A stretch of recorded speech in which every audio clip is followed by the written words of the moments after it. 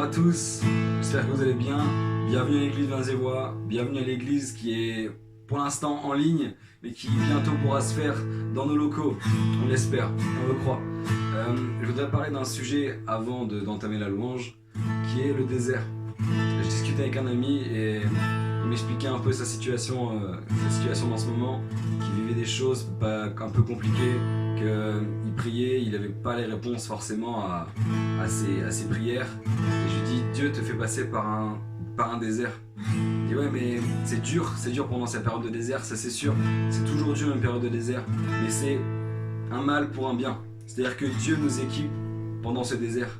Il n'est pas en train de nous faire passer une épreuve pour juste regarder comment on va réagir. C'est pour nous équiper, pour nous apprendre à comment gérer la bénédiction qu'il a pour nous après le désert. Alors on va prendre ce chant qui dit « Béni soit ton nom ».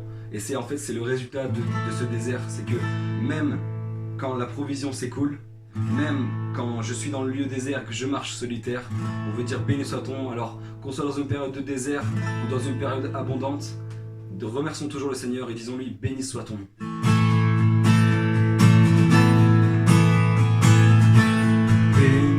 Soit ton nom dans les lieux de bénédiction, et s'écoule ta provision. Béni soit ton nom, béni soit ton nom. Quand je suis dans le lieu désert et que je marche solitaire, béni soit ton nom.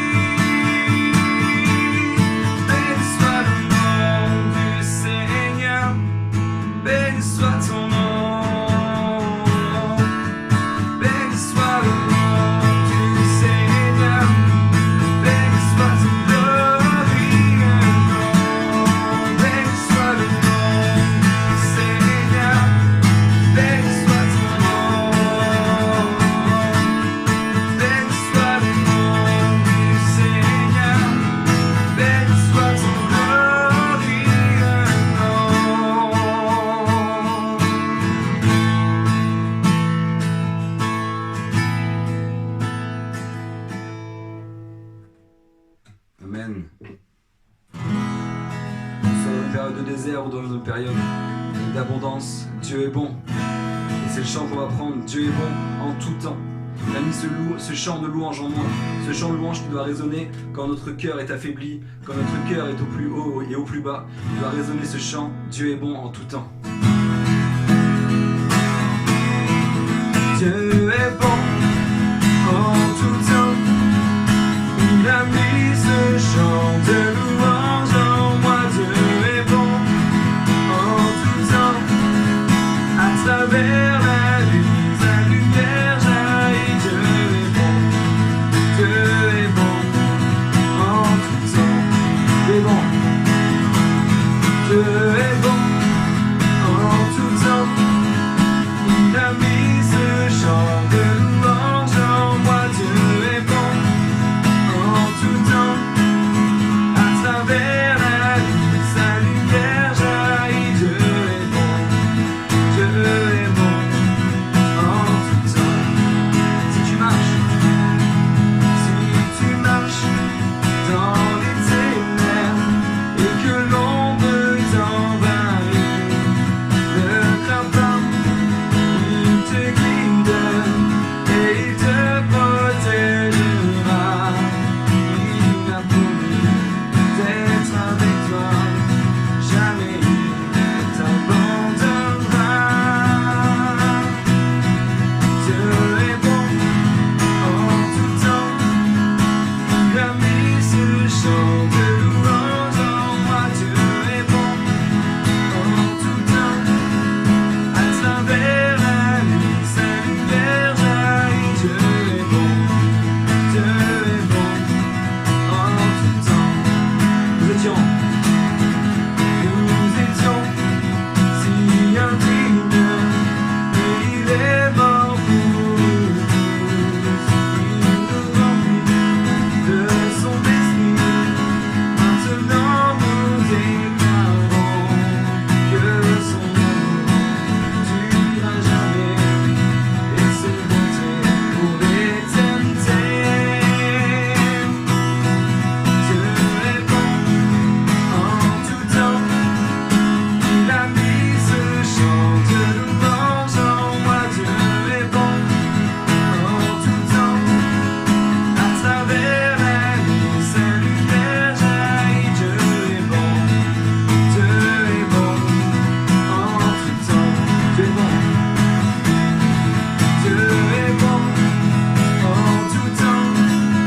Il a mis ce chant de louange en moi. Dieu est bon en tout temps. À travers la nuit, sa lumière jaillit. Dieu est bon en tout temps. Même si je ne comprends pas tous ses plans formés pour moi, ma vie est dans tes mains. À travers tes yeux de la foi je vois. Dieu est bon en tout temps. Il a mis ce chant de louange en moi. Dieu est bon en tout temps. À travers la nuit, sa lumière jaillit. Dieu est bon en tout temps. À travers la nuit, sa lumière jaillit. Dieu est bon en tout temps.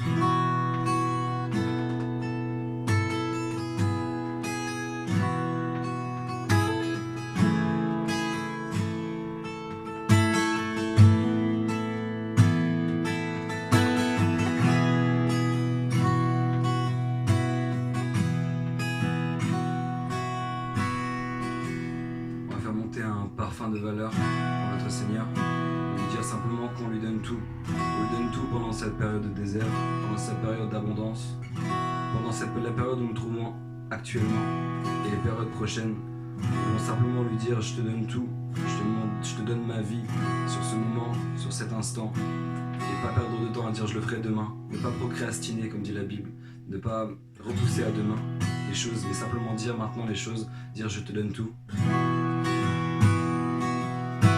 Je te donne mon cœur, il ne m'appartient plus. Ce que j'ai de meilleur, tout est pour toi, Jésus. Un parfum de valeur sur toi est répandu. C'est l'offrande de mon cœur. Je suis à toi, Jésus. Prends mon âme, prends mon cœur, je te donne tout. Prends ma vie, me voici, je te donne tout. Mon cœur est à toi, tout à toi.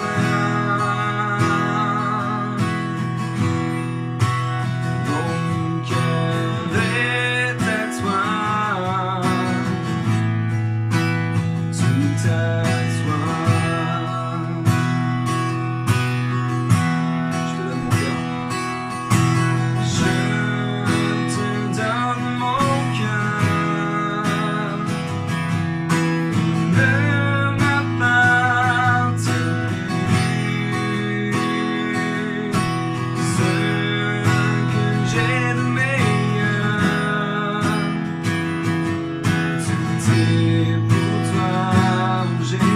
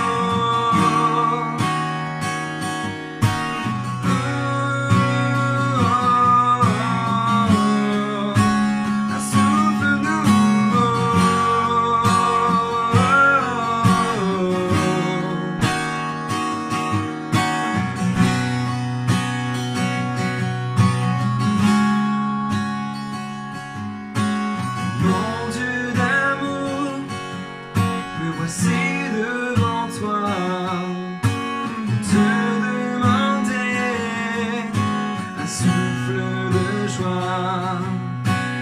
Mon Dieu d'amour, j'espère en toi, car je sais que tu règnes, me donnant l'espoir.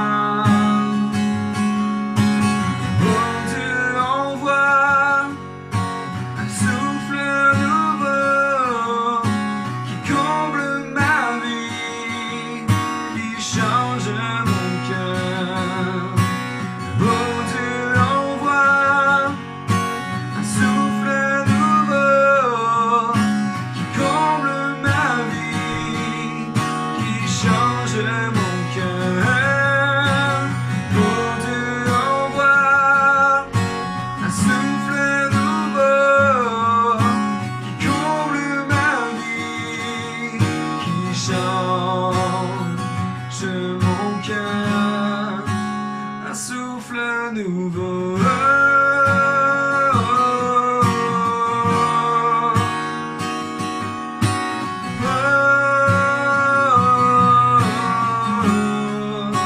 Un souffle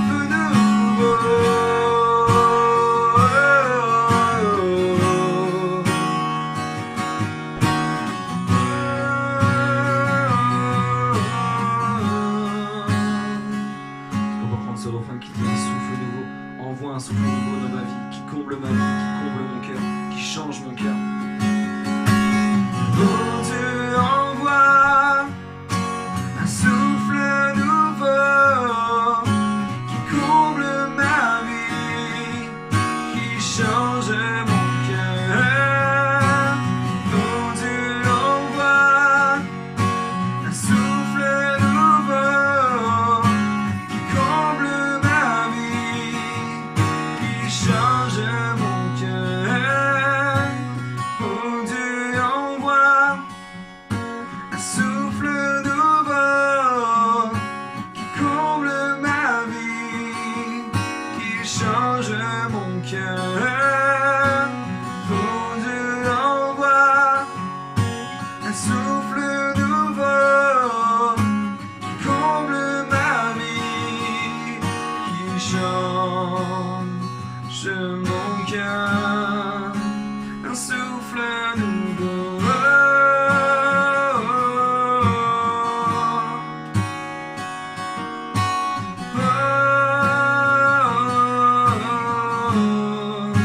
Un souffle nouveau.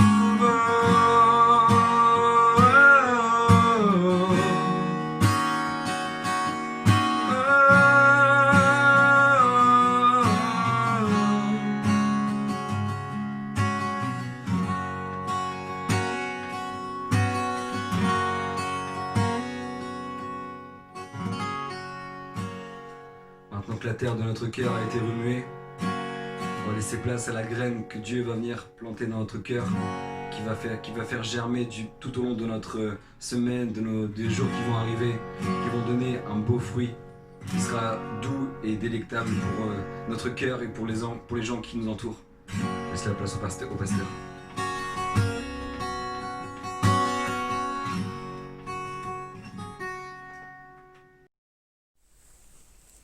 Bonsoir tout le monde, bonsoir à tout le monde.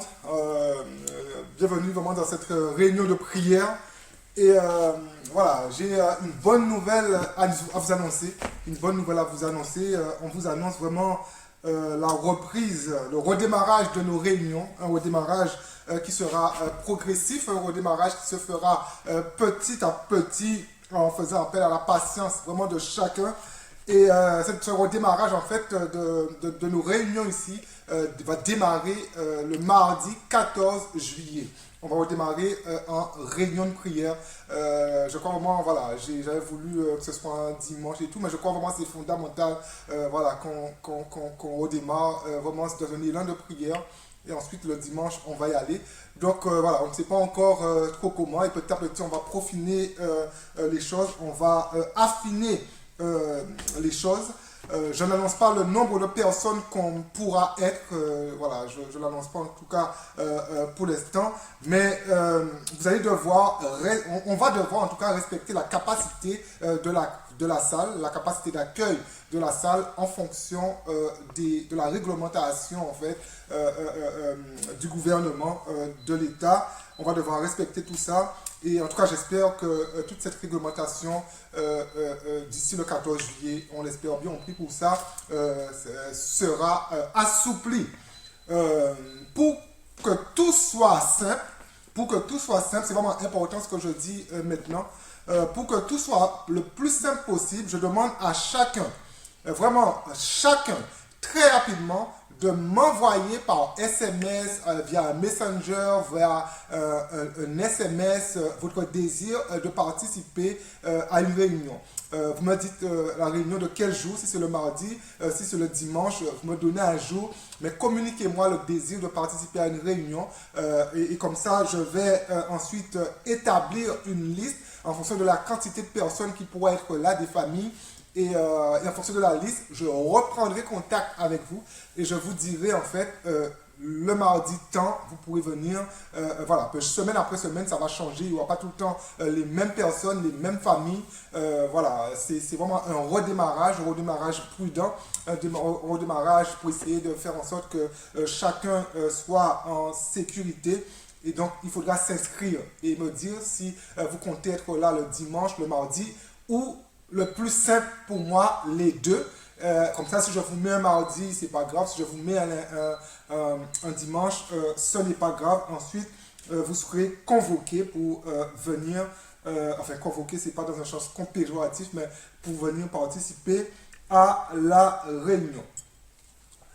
Dans notre première phase, je vais juste demander aux familles avec enfants, je vais juste demander de ne pas venir avec les enfants. Donc ça veut dire faites un roulement de garderie pour garder les enfants. Ça veut dire en fait, si ça c'est vraiment dans une première phase et c'est pas dans un but de rejeter les enfants, et on ne rejette pas les enfants, mais c'est dans un but de simplicité. On sait parfois les enfants courent à droite, à gauche. Et voilà, dans une première phase, je vais demander, même mes enfants, on va essayer de voir comment on les fait garder. Voilà, on va vraiment s'organiser. Mais dans une première phase, les enfants resteront avec un parent à la maison. Ou si les deux parents veulent venir, vous pouvez toujours faire garder vos enfants par un voisin, une voisine, une maman, un papa, comme vous le voulez. Pour les nouvelles personnes, et ça c'est vraiment important, pour les nouvelles personnes que les chrétiens voudraient inviter à l'église, c'est vraiment très important, pour les nouvelles personnes que les chrétiens voudraient inviter à l'église, il faudra que ces personnes, ce n'est pas une option, rentrent obligatoirement, je dis bien obligatoirement, absolument, il faudra que ces gens-là rentrent en contact avec moi. Le premier contact ne va pas se faire à l'église, comme on avait l'habitude de le faire. Il y a des changements qui se font. On va devoir chacun s'adapter à ce genre de changement. Les premiers contacts ne vont pas se faire à l'église, mais les premiers contacts vont se faire via téléphone. Et ensuite, je permettrai dans une réunion à ces gens de venir avec nous au culte. Je veux dire, tout devra être filtré, tout devra être... c'est comme ça. L'église ici aura certainement a des comptes à rendre par rapport à tout ce qui se passe. Donc, les choses devront se faire bien. Donc, toutes les nouvelles personnes devront entrer premièrement avec moi. Et après, je vais leur demander... De toute façon, avec toute la gentillesse que j'ai, si une nouvelle personne arrive de nulle part, vous emmenez une nouvelle personne, avec toute la gentillesse que j'ai, je serai obligé d'expliquer à cette personne qu'on ne peut pas la recevoir. On ne peut pas la recevoir parce que les choses doivent être bien faites. Et si je dis à quelqu'un on ne peut pas la recevoir, si la personne ne comprend pas, ça risque d'être plus peut-être perçu comme un contre-témoignage. Donc, à la limite, anticipons cela et demandez aux gens de rentrer en contact avec moi, les personnes que vous voudriez inviter. Ceux qui ont suivi l'église via les réseaux sociaux, Et voilà, je sais qu'il y a des gens qui ont suivi nos cultes, nos réunions par les réseaux sociaux, mais des gens qui n'ont pas d'église, des gens qui n'ont jamais fait la rencontre avec Christ, des gens qui ont suscité un intérêt en fait pour la foi et qui disent que je veux participer à la vie de l'église. Même si le déconfinement est progressif, la porte elle est grande ouverte pour vous. Cependant, ne venez pas à une réunion comme ça, rentrez en contact avec moi. Mon numéro de téléphone, c'est le 04 72 57 37 10. 04 57, pardon, 04 72 57 37 10. 04 72 57 37 10. Donc, rentrez en contact avec moi d'abord. On aura un premier contact téléphonique et ensuite, on pourra planifier l'avenir. Pendant quelques semaines ou peut-être même quelques mois, la gestion de l'Église changera. Ça va changer. On ne peut pas le faire de façon, il y a eu un avant coronavirus, il y aura un après. Et la gestion de l'Église changera. Et que chacun fasse preuve de maturité, d'engagement, de flexibilité et ensemble, nous allons arriver. Je le dis encore, ensemble, nous allons arriver. Nous avons traversé vraiment ces 3 mois, bientôt 4 mois, courageusement, ensemble, via les cultes en ligne. Maintenant, on va commencer à se rencontrer ensemble. Soyons courageux, braves. Et aussi, je fais aussi appel par rapport à ce déconfinement progressif, à cette reprise, pardon, de nos réunions progressives. Il y aura aussi besoin de main-d'œuvre. Donc, mis à part les gens qui sont déjà engagés dans le service de ménage. Donc, faites-moi savoir des gens qui veulent s'engager, en tout cas, pendant ces quelques semaines, quelques mois, parce que l'Église, après chaque réunion, devra être 100% désinfectée. Donc, ce ne sont pas les mêmes personnes qui font déjà le ménage de façon régulière qui vont encore prendre cette charge-là. Ce serait bien que, voilà, qu'il y ait encore des gens qui s'impliquent, pourquoi pas des jeunes qui s'impliquent. Quand j'étais jeune, en tout cas, ce sont des fonctions que j'ai occupées avec joie dans les églises. Donc, ce serait bien que peut-être même que les jeunes s'impliquent, mais il faudra vraiment, on aura besoin de la main-d'œuvre. Il y a des choses qui vont changer. Donc, je fais appel à vraiment que vous puissiez vraiment donner de votre temps pour que nous puissions traverser tout cela avec le plus de facilité. Parce que si on verra comment les choses vont se faire, mais s'il y a un bon roulement dans tout ce qui est désinfecter l'église, on pourra prévoir en fait d'amplifier en fait nos fréquences de réunions. Pour l'instant, on va commencer à 2 réunions, samedi, dimanche. Mais si voilà, le désinfectage, tout ça, ça prend bien, on pourra multiplier nos réunions et ainsi, semaine après semaine, accueillir un plus grand nombre de personnes. Donc, n'hésitez pas à nous aider aussi avec vos bras. Vous avez, ou alors vous allez recevoir un protocole clair. En tout cas, plus clair et plus complexe que je vous dis. Le but, c'est pas que je puisse m'étendre de trop. Vous allez certainement recevoir un protocole plus clair que ce que je dis maintenant par écrit sur les directives que tout le monde, et ceci sans exception, vous allez recevoir un protocole écrit, clair, noir sur blanc, sur les directives que tout le monde, et ceci sans exception, je veux dire, il n'y aura vraiment pas d'exception par rapport à la gestion de la reprise des cultes, vraiment pas d'exception. Donc, il y aura un protocole qui sera le plus clair possible, que tout le monde devra respecter. Je le dis encore, que tout le monde devra respecter pour la sécurité de chacun. En tout cas, soyez patients. La situation, elle est simple pour personne, elle n'est pas simple pour moi. Et nous essayons de construire l'avenir avec des sages décisions.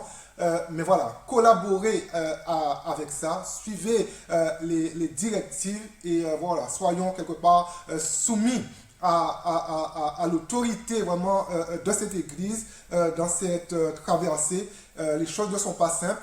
Je ne dis pas que c'est la meilleure décision, mais voilà, on doit partir dans une direction et on doit suivre ensemble la direction qui sera établie. En tout cas, on vous remercie vraiment parce que pendant ces 3 mois, on a quand même vu une fidélité. Merci. De toute façon, les réunions vont continuer à être diffusées via la chaîne YouTube de l'Église. Si vous connaissez des gens qui n'ont pas d'Église et qui s'approchent de Christ, qui ont eu une expérience, encouragez-les à continuer à suivre par ce biais-là, à rentrer aussi en contact avec moi. Et en tout cas, vous avez vraiment vécu ça courageusement. Je vous bénis vraiment pour toute votre fidélité au niveau de vos finances, au niveau de votre investissement aussi dans la prière. Et voilà, j'ai vraiment vu un sérieux de chacun. Et maintenant, on essaie de planifier l'avenir. Mais en tout cas, vraiment, que Dieu vous bénisse. Que Dieu vous bénisse.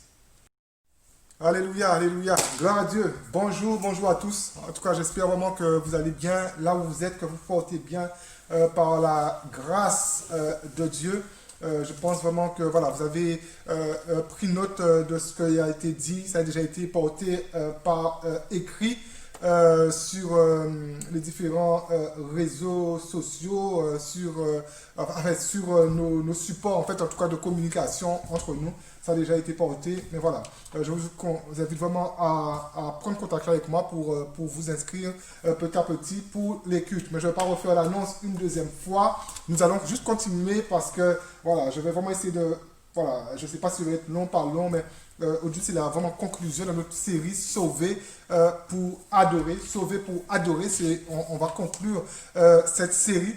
Et j'aimerais vraiment, dans cette conclusion, qu'on puisse vraiment réaliser un certain nombre de choses, mais que vraiment cette conclusion puisse vraiment susciter à chacun de vivre certaines choses. Et le dernier message, le troisième message de cette série s'intitule « L'adoration authentique ». Authentique, c'est la véritable adoration. Et pour ça, je demandais à mon épouse de lire une longue portion de texte. On pourrait lire moins, mais voilà, c'est une histoire assez remarquable, assez belle. Je demandais à ma femme de la lire depuis le verset 7 au chapitre de Jean.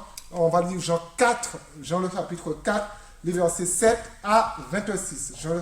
Jean 4, les versets 7 à 26. C'est beaucoup. Une femme de Samarie vint puiser de l'eau. Jésus lui dit, « Donne-moi à boire. » Car ses disciples étaient allés à la ville pour acheter des vivres. La femme samaritaine lui dit, « Comment, toi, qui es juif, me demandes-tu à boire, à moi qui suis une femme samaritaine ?» Les Juifs, en effet, n'ont pas de relation avec les Samaritains. Jésus lui répondit, « Si tu connaissais le don de Dieu, et qui est celui qui te dit « Donne-moi à boire » tu lui aurais toi-même demandé de l'eau vive. « Seigneur, lui dit la femme, tu n'as rien pour puiser, et le puits est profond. D'où aurais-tu donc cette eau vive? Es-tu plus grand que notre père Jacob, qui nous a donné ce puits, et qui en a bu lui-même, ainsi que ses fils et ses troupeaux ?» Jésus lui répondit, « Quiconque boit de cette eau aura encore soif. Mais celui qui boira de l'eau que je lui donnerai n'aura jamais soif. Et l'eau que je lui donnerai deviendra en lui une source d'eau qui jaillira jusque dans la vie éternelle. » La femme lui dit, « Seigneur, donne-moi cette eau, afin que je n'ai plus soif, et que je ne vienne plus puiser ici. » « Va, lui dit Jésus, appelle ton mari, et viens ici. » La femme répondit, « Je n'ai point de mari. » Jésus lui dit, « Tu as eu raison de dire, je n'ai point de mari, car tu as eu 5 maris, et celui que tu as maintenant n'est pas ton mari. En cela tu as dit vrai. » « Seigneur, lui dit la femme, je vois que tu es prophète. Nos pères ont adoré sur cette montagne. Et vous dites, vous, que le lieu où il faut adorer est à Jérusalem. Femme, lui dit Jésus, crois-moi, l'heure vient où ce ne sera ni sur cette montagne, ni à Jérusalem que vous adorerez le Père. Vous adorerez ce que vous ne connaissez pas. Nous adorons ce que nous connaissons. Car le salut vient des Juifs. Mais l'heure vient, et elle est déjà venue, où les vrais adorateurs adoreront le Père en esprit et en vérité. Car ce sont là les adorateurs que le Père demande. Dieu est esprit, et il faut que ceux qui l'adorent en esprit et en vérité. La femme lui dit, je sais que le Messie doit venir, celui qu'on appelle Christ. Quand il sera venu, il nous annoncera toutes choses. Jésus lui dit, je le suis, moi qui te parle. Alléluia. En tout cas, vraiment que Dieu puisse bénir sa parole, sa sainte parole, que vraiment Dieu puisse la bénir, que Dieu puisse bénir sa parole dans nos vies, dans nos cœurs, dans tous les aspects de nos vies. Et je suis toujours, franchement, j'aime toute la parole de Dieu, mais je suis toujours dans l'excitation, en fait, quand je prêche sur l'évangile de Jean. Je ne sais pas que j'ai déjà prêché tellement souvent, mais en tout cas, à chaque fois que je suis conduit dans l'évangile de Jean, je suis toujours dans l'excitation, parce que c'est un livre tellement riche, c'est un livre qui contient tellement de choses, et c'est un livre, plus on va l'étudier, plus on se rend compte qu'il y a des choses que nous apprenons. Plus je lis le livre de Jean, plus je découvre le livre de Jean, plus ce livre-là, en fait, me met en relation avec d'autres textes, avec l'Ancien Testament. C'est un texte qui nous connecte c'est un livre, pardon, qui nous connecte avec beaucoup de choses, beaucoup de disciplines, même bibliques. Et c'est tellement intéressant de fouiller ce livre, d'étudier ce livre. Et souvent, quand je suis dans le livre de Jean, je dis souvent que avant j'étais profondément, on va dire, paulinien. Et jusqu'à maintenant, j'aime les livres de Paul. Mais quand j'ai commencé à étudier le livre de Jean à l'école biblique, je suis devenu un peu, on dit, johanniste. J'aime vraiment le livre de Jean. C'est un livre qui rempli de bonnes choses dedans, mais c'est un livre tellement profond et c'est vraiment beau. Et quand on lit ça, quand on lit voilà, les fêtes, comment Jésus a pu connecter, pas Jésus, mais l'évangéliste Jean a pu connecter les fêtes avec des éléments très précis théologiquement, c'est très formidable. Mais je vais arrêter de faire l'éloge du livre de Jean, mais en tout cas c'est un livre que j'aime beaucoup. Mais s'il y a quelque chose que chacun doit réaliser ce matin, cette série de messages, elle est très importante pour nous. Cette série de messages est très importante pour toi. Cette série de messages est très importante pour l'Église. Tous les messages, comprenez-moi bien, tous les messages sont importants, mais cette série de messages, je le qualifierais de très importants. Le titre de la série, Sauver pour adorer. Et souvent on dit sauver pour servir, mais sauver pour adorer. Et l'adoration, quelque part, quand on va voir la source de l'adoration dans le Testament, l'adoration en elle-même, l'adoration, c'est un service qu'on rend à Dieu. On sert Dieu au travers de l'adoration. Sauver pour adorer est significatif, et nous comprenons que, je dis encore, que l'adoration est un service. L'adoration, c'est un ministère que nous rendons à Dieu. Cette idée de service, de ministère autour de l'adoration, comme je l'ai dit tout à l'heure, était déjà bien présente dans tous les écrits de l'Ancien Testament.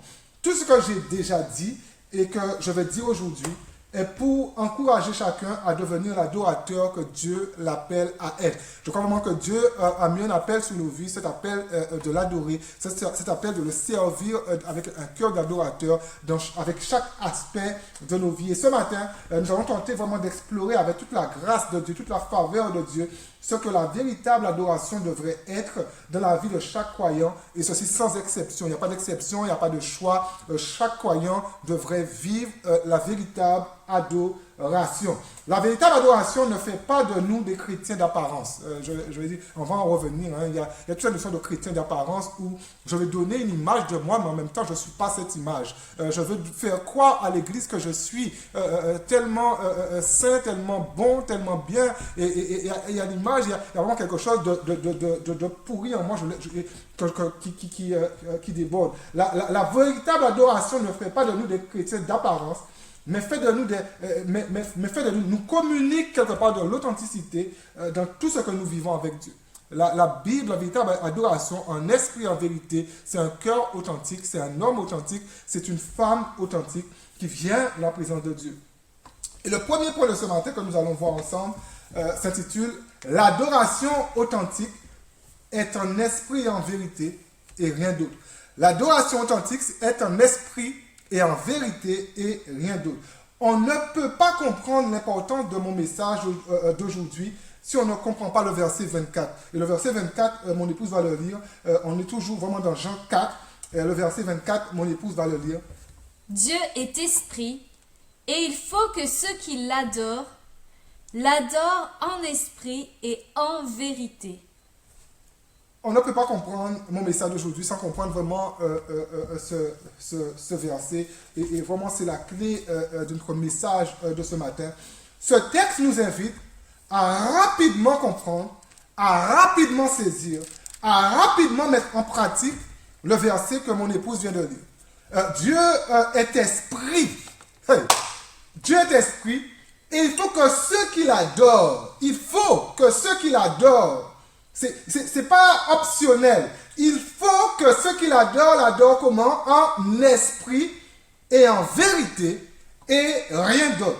L'adoration n'est pas une option et je suis vraiment en émulsion quand je prêche aujourd'hui. Et quand je préparais le message, j'étais déjà en émulsion et je crois moi que si l'église était devant moi et vous soyez là, je serais en train de sauter vraiment dans tous les sens.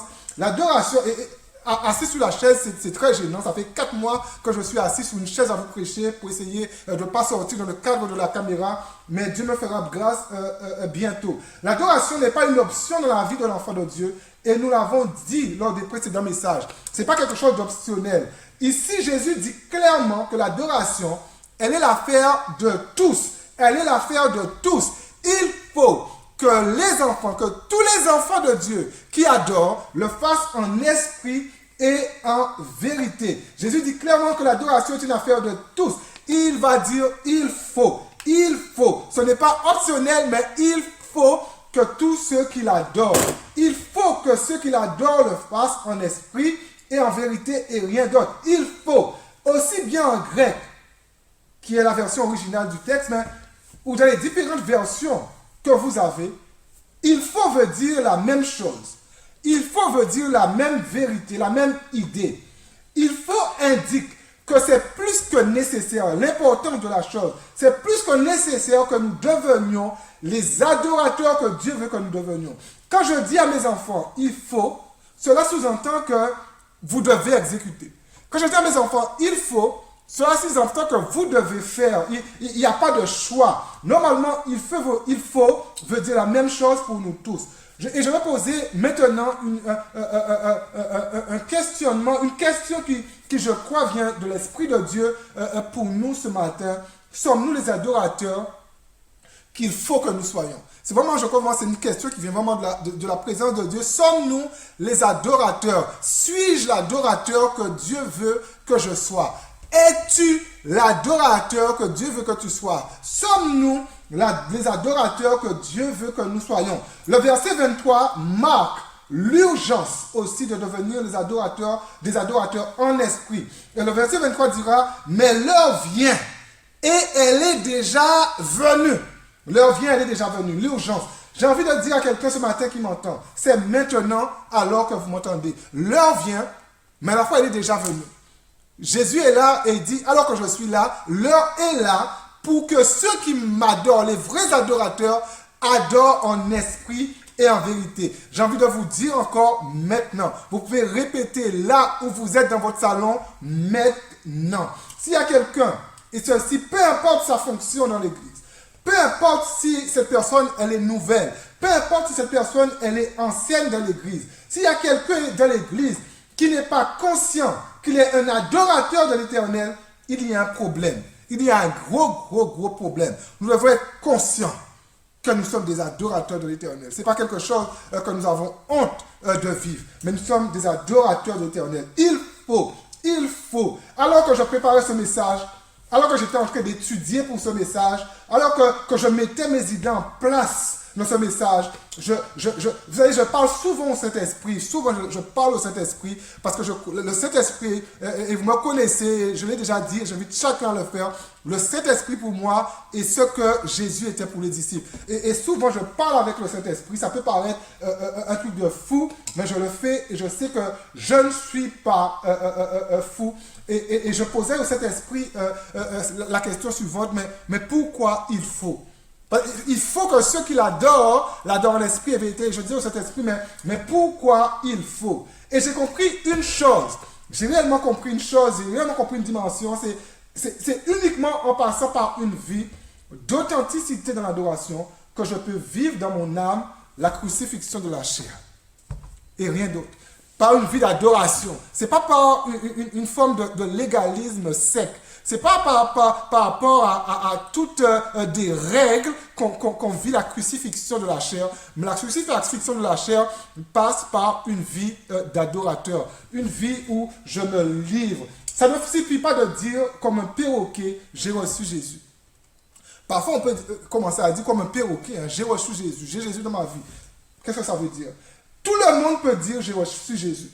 On peut croiser dans les églises parce que il faut dire, on vient à l'église, on est baptisé, on est passé par les eaux du baptême, on doit dire que j'ai reçu Jésus. On doit le dire. Mais tout le monde peut dire j'ai reçu Jésus. Mais est-ce que tout le monde est un adorateur? Ça, c'est la question que nous devons nous poser. Et Jésus dit, il faut, tout le monde doit être des adorateurs, frères et sœurs.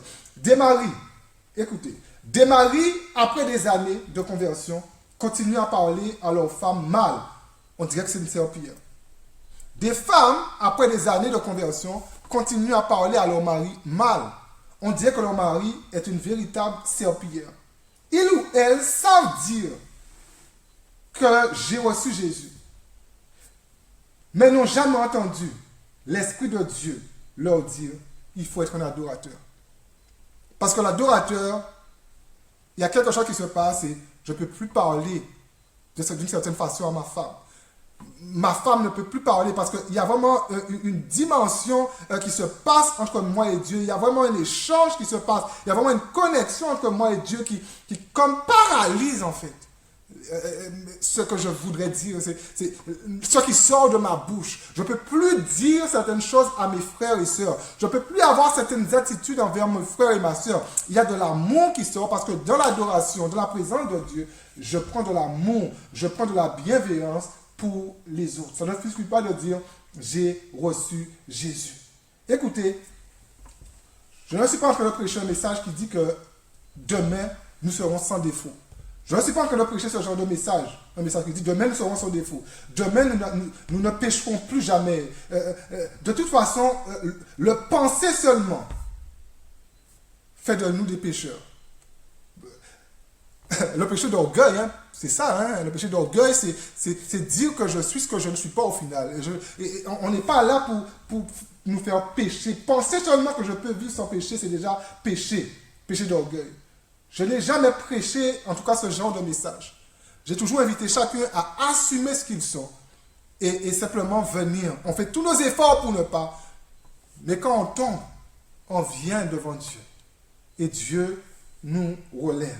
Mais l'adoration, c'est ce qui va permettre à l'Esprit de Dieu d'aller briser les choses qui sont les plus profondes en moi. Toute cette méchanceté qui est en moi. Toute cette calomnie qui est en moi.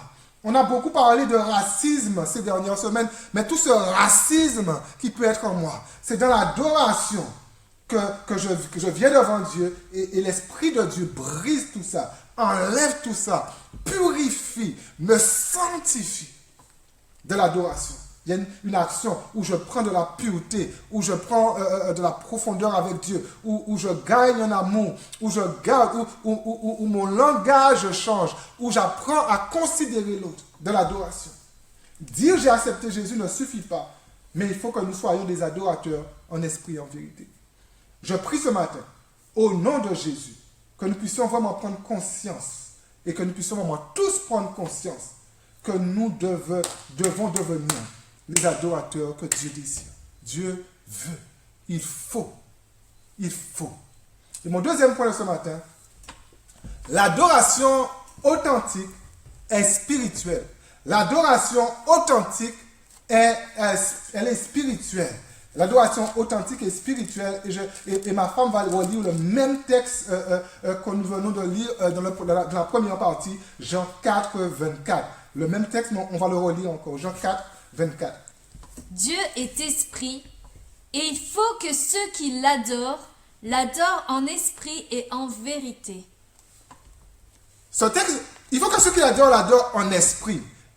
Vous devez comprendre ça ce matin. Et quitte à réécouter le message et le réécouter. Mais il faut comprendre ça ce matin. Il faut que ceux qui l'adorent comment? En esprit. En vérité, on va le voir tout à l'heure. Mais il faut que ceux qui l'adorent en esprit. Ce texte nous dit que l'adoration authentique, elle est en esprit. Ça veut dire que l'adoration authentique, elle est spirituelle. Il n'y a rien de charnel de l'adoration authentique.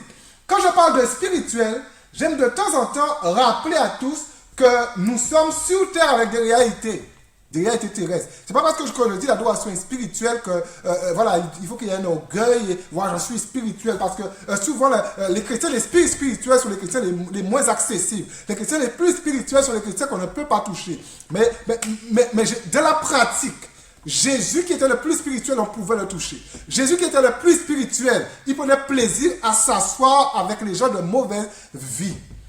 Et je crois qu'aujourd'hui, on serait étonné si Jésus était là en 2020 dans les lieux où Jésus irait porter la bonne nouvelle. Parce qu'il est venu pour les gens malades, les malportants, pour les prostituées, pour ceux il y a des jurons qui sortent là dans la bouche tout le temps. Il est venu pour ces gens-là. On serait surpris. Et quelque part, l'adoration nous ramène. Et il y a des chrétiens qui sont parfois tellement spirituels qu'on a l'impression qu'ils sont d'une autre espèce que nous.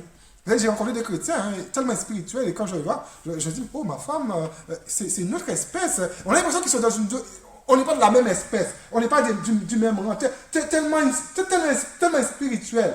Pour réellement trouver le sens de l'adoration spirituelle, j'ai découvert en étudiant, qu'il faut remonter, comme il est nécessaire souvent, à la première personne qui adorait Dieu en esprit. Il y a quelqu'un qui a adoré Dieu pour la première fois en esprit. Et je vais parler, ou deux personnes, et je vais parler d'Adam et d'Ève. On va remonter en Genèse 1, les versets 26 et 27. Ma femme va lire Genèse 1, 26 et 27. C'est vraiment important. On avance doucement, mais sûrement. C'est vraiment important de saisir ce que je vais dire. Genèse 1, 26 et 27. Puis Dieu dit, faisons l'homme à notre image, selon notre ressemblance, et qu'il domine sur les poissons de la mer, sur les oiseaux du ciel, sur le bétail, sur toute la terre et sur tous les reptiles qui rampent sur la terre. Dieu créa l'homme à son image, il le créa à l'image de Dieu, il créa l'homme et la femme. Dieu dit, on parle d'adoration en esprit. Dieu dit, faisons l'homme. Mais faisons l'homme à notre image, à notre ressemblance. Dites-moi, Dieu est-il charnel? Dieu est-il un homme?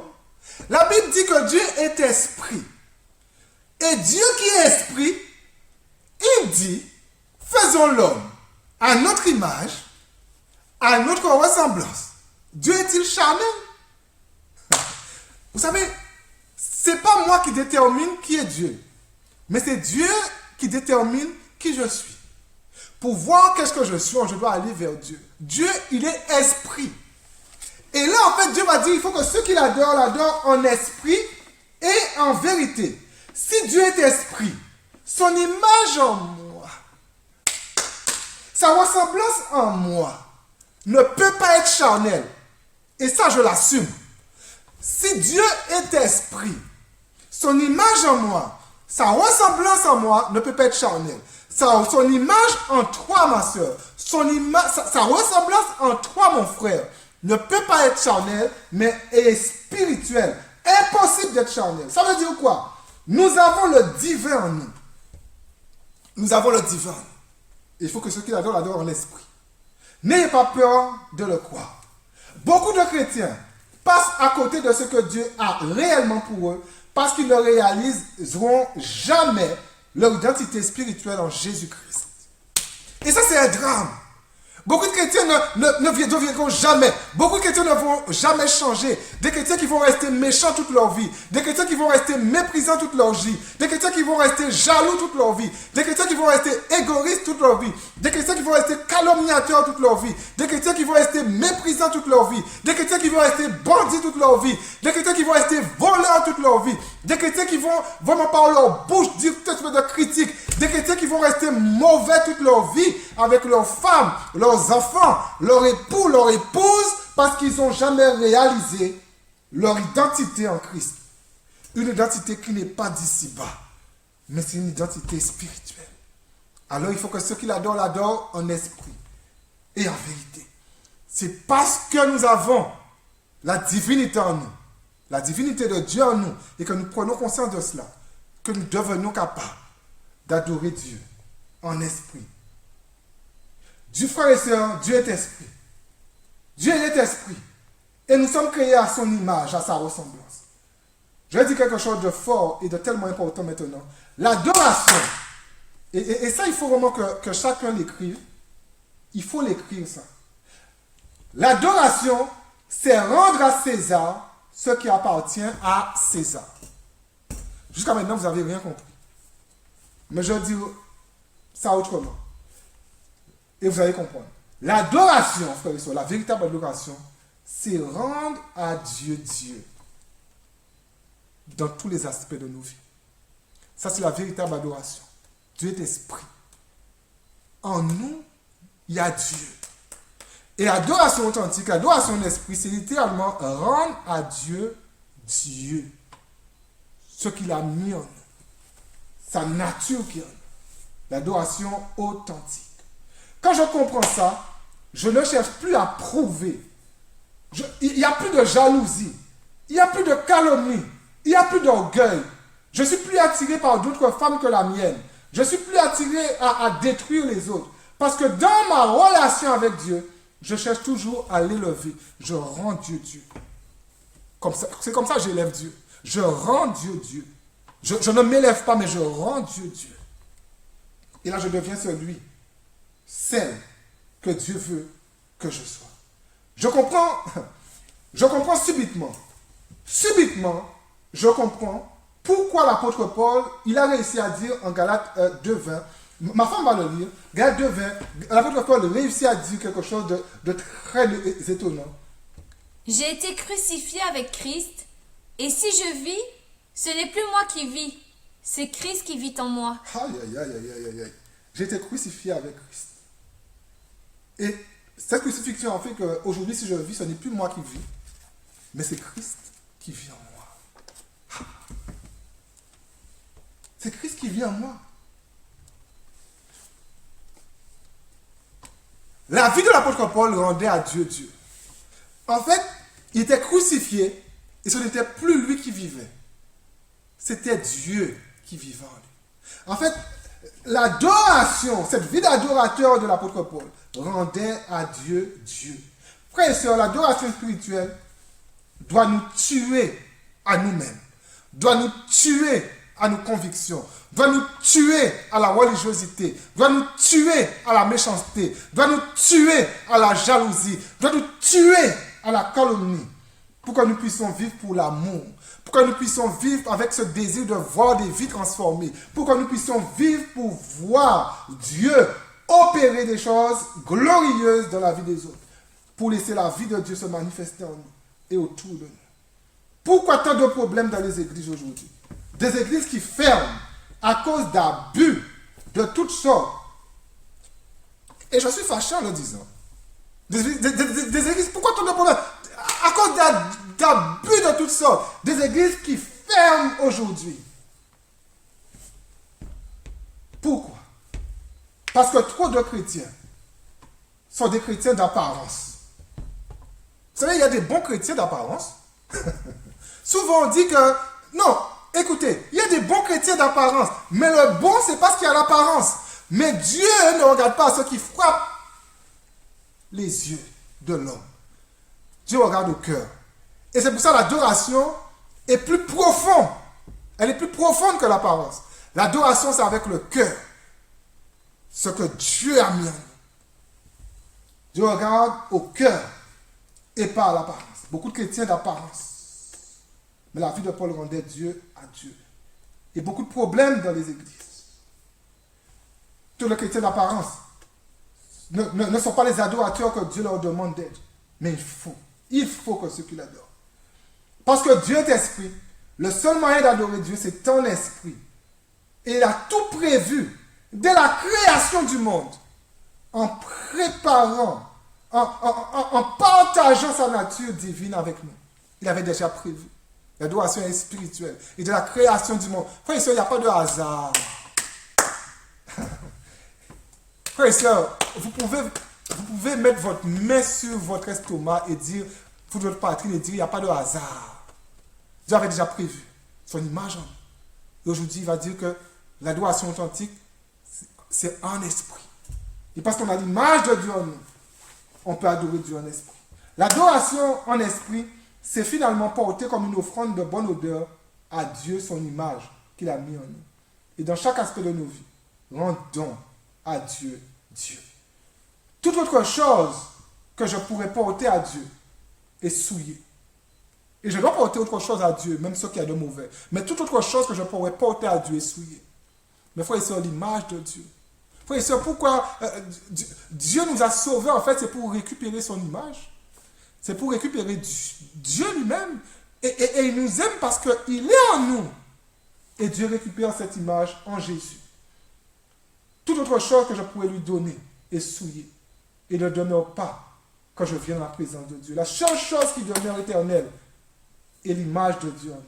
C'est pour cela que l'adoration est un esprit. C'est pour cela que l'adoration, elle est spirituelle. Et je termine avec le troisième point. L'adoration authentique vient d'un cœur authentique. L'adoration authentique vient d'un cœur authentique. Et on va relire à nouveau, Manu, mon épouse va relire à nouveau Jean 4, 24. Jean 4, 24. Dieu est esprit, et il faut que ceux qui l'adorent en esprit et en vérité. Alléluia.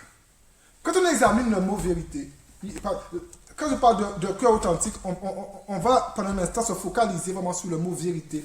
Vous savez, dans la Bible, en fait, c'est tellement formidable, quand on étudie les mots, on peut être tellement surpris.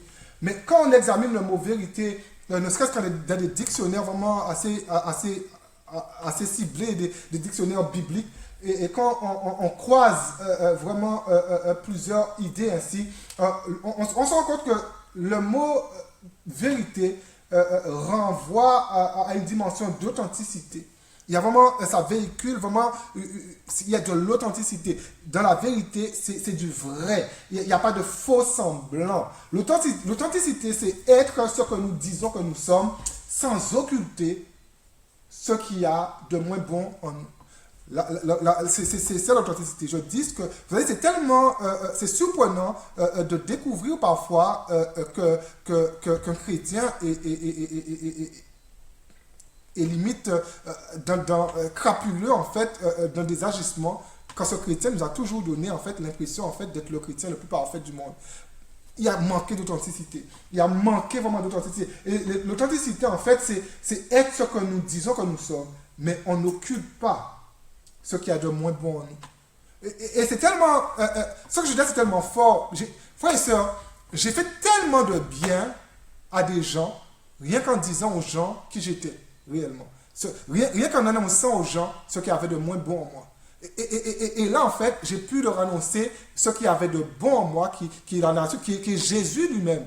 Mais voilà, c'est tellement surprenant de voir. Je crois vraiment que si aujourd'hui, au temps de Jésus, s'il y avait certaines personnes, et jusqu'à aujourd'hui, parfois dans nos églises même, si la Bible devait être écrite par certaines personnes qu'il y a tellement d'histoires qui n'ont pas été mises. Mais c'est l'Esprit de Dieu qui a conduit les gens à écrire. Et je suis tellement content de voir qu'il y a des gens qui se sont trompés. Il y a des gens qui ont fait des bêtises. Il y a des gens qui ont fait des erreurs. Et là, ça me montre, en fait, il y a vraiment une authenticité.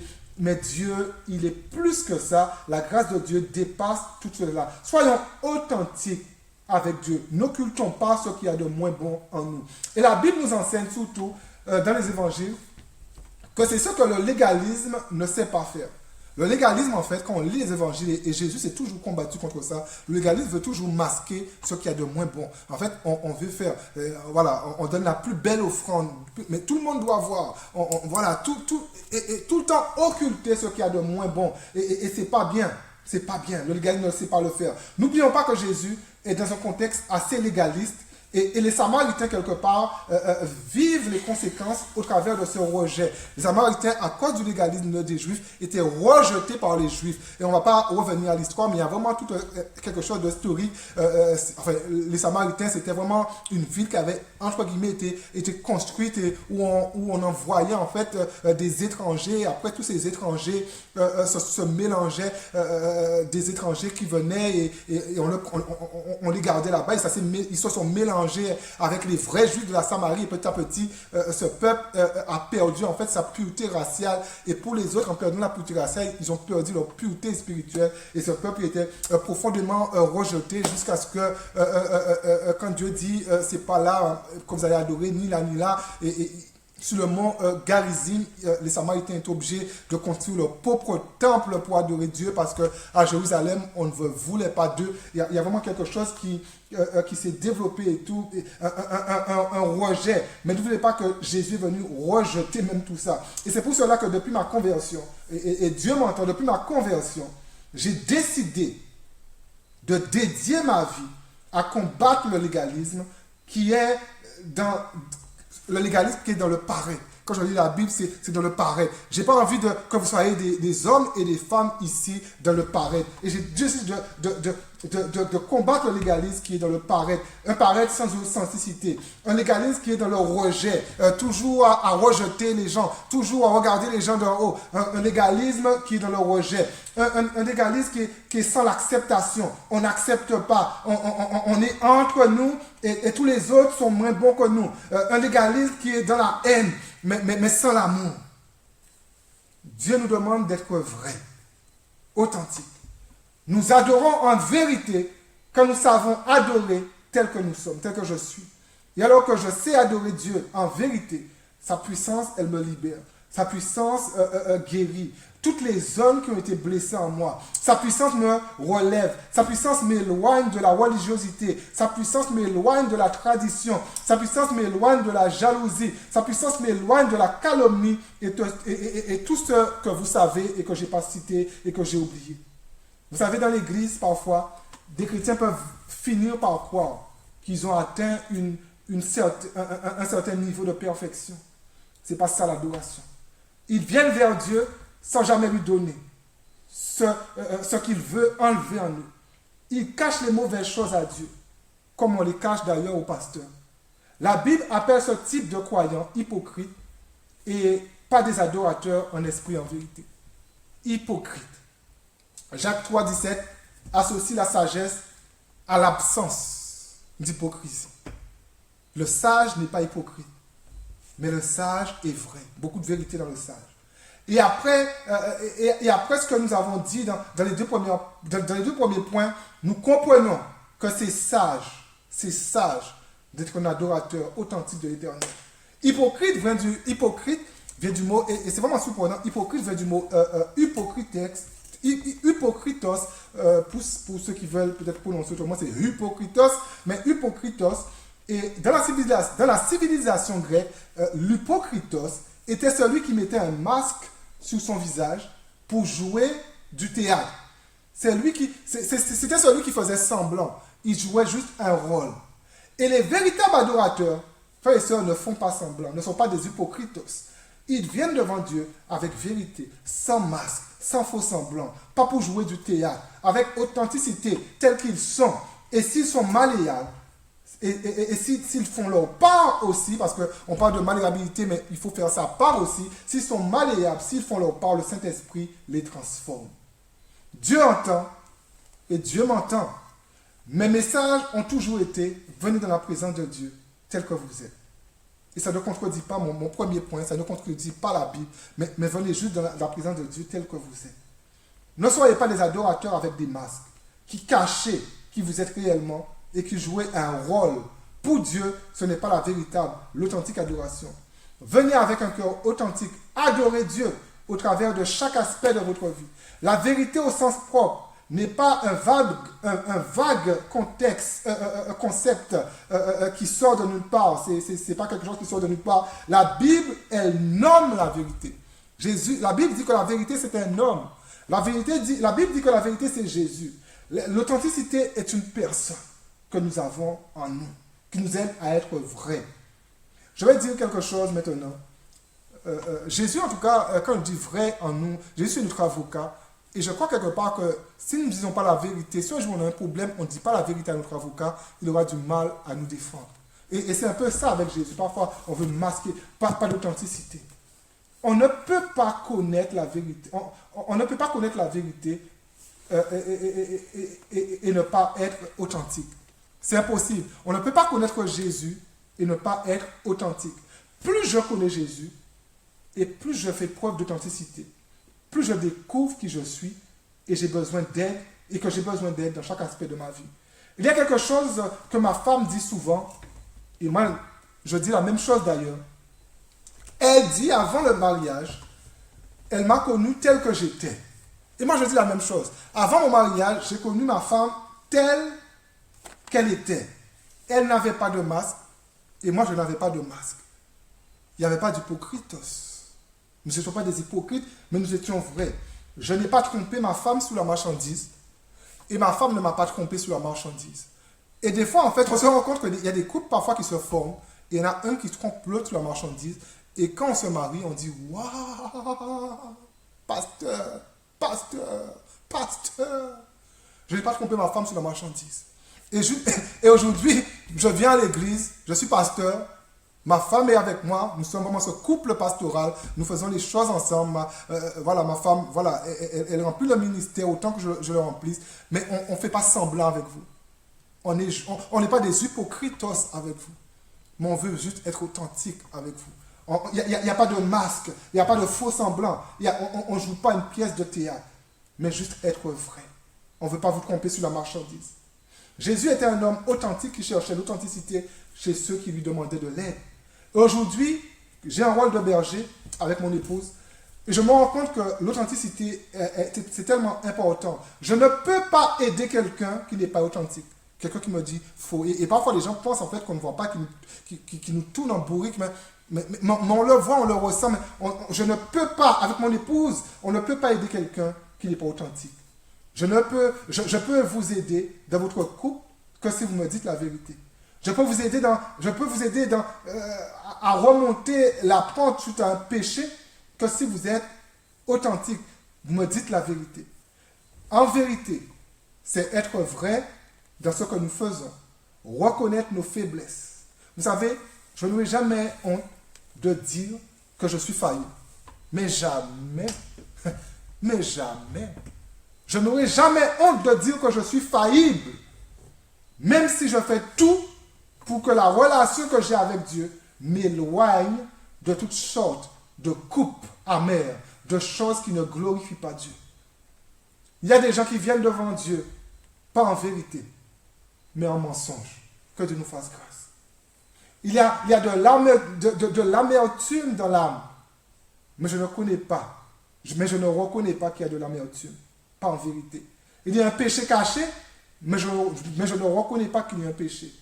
En mensonge, pas en vérité. Il y a un caractère qui est là, qui me fait du mal et qui fait du mal aux autres. Mais je ne reconnais pas qu'il y a un caractère qui est là. Mensonge et pas en vérité. Il y a de la haine qui est là. Et je ne reconnais pas qu'il y a de la haine. En mensonge, mais pas en vérité que je viens devant Dieu. Et dans cet état d'esprit, il n'y a pas de vérité dans mon adoration. Frères et sœurs, soyons vrais avec Dieu. Et je vais conclure en disant que l'adoration est un service que nous rendons à Dieu. Un service, un cœur à cœur. N'oublions jamais que l'adoration, ce n'est pas une atmosphère que nous fabriquons avec des chants, avec des instruments, c'est plus que ça. Les chants et les instruments musicaux ne sont pas inutiles, c'est un moyen, mais l'instrument principal de l'adoration, c'est mon cœur. Que nos cœurs, que chaque corde de nos cœurs puisse vibrer un son pour Dieu. L'instrument de notre adoration, c'est notre cœur. N'oublions pas que nous devons louer Dieu, adorer Dieu avec tous les aspects de nos vies. Prenons la décision, frères et sœurs, plus que jamais. C'est important. Il faut que ceux qui l'adorent, il faut, par le choix, prenons la décision ensemble ce matin d'être les adorateurs que Dieu veut que nous soyons. Prions un instant. Seigneur de gloire, de miséricorde, merci Seigneur pour ta parole. Ta parole, Seigneur, qui est tellement belle, elle est tellement bonne, Seigneur, ta parole qui nous fait tellement du bien. Ta parole, Seigneur, qui ne nous juge pas, mais qui nous appelle toujours à progresser. Seigneur, ta parole qui ne nous juge pas, mais qui nous appelle toujours, Seigneur, à mûrir. Ta parole qui nous appelle toujours à grandir. Ta parole, Seigneur, qui nous appelle toujours à être dans un mouvement de croissance. Seigneur, nous voulons te dire merci pour ta parole.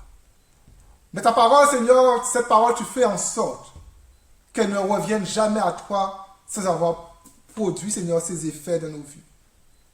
Seigneur, je déclare vraiment sous ta parole que ce qui a été dit ce matin ne retournera pas à toi sans avoir produit ses effets dans nos cœurs, dans la vie, Seigneur, de chacun de cette Église.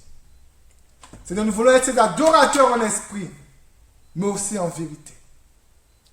Seigneur, en esprit est rendu possible parce que ta ressemblance, ton image est en nous. Tu as mis en nous, Seigneur, ta spiritualité. Seigneur, ce n'est au-delà d'un souffle que tu as mis en nous. C'est toi-même, Seigneur, que tu as mis en nous. Et Seigneur, l'adoration, c'est simplement, nous te disons, Seigneur, nous te redonnons, Seigneur. Ce qui t'appartient finalement. L'adoration, c'est, nous te disons, Seigneur, que nous rendons à César, Seigneur, ce qui appartient à César. Elle ne peut être possible que spirituellement. Seigneur, l'adoration, Seigneur, aussi, c'est en vérité. Et nous voulons être, Seigneur, ces adorateurs en vérité. Seigneur, chacun d'entre nous, à être authentique, à être vrai. Seigneur, nous ne voulons pas être ces hypocritos de l'Empire grec qui mettaient des masques pour jouer des pièces de théâtre. Ils étaient dans un rôle. Mais Seigneur, ce matin, les masques tombent au nom de Jésus. Et Seigneur, nous venons devant toi, Seigneur, pour t'adorer avec de l'authenticité, en vérité, tel que nous sommes. Seigneur, je te demande vraiment de bénir chacun d'entre nous. Et comment, Seigneur, tu puisses nous aider à saisir, Seigneur, ce que tu as voulu nous dire par ton esprit ce matin, mais à devenir, Seigneur, ce que tu veux que nous devenions, des adorateurs, en esprit et en vérité. Que ton nom soit loué, que ton nom soit béni, dans le puissant nom de Jésus. Amen. Alléluia. En tout cas, vraiment que Dieu vous bénisse. Je ne vais pas étendre davantage. En tout cas, je vous dis vraiment à bientôt. On se voit encore mardi prochain dans une nouvelle vidéo. Et que vraiment Dieu vous bénisse. À bientôt. Que Dieu vous bénisse.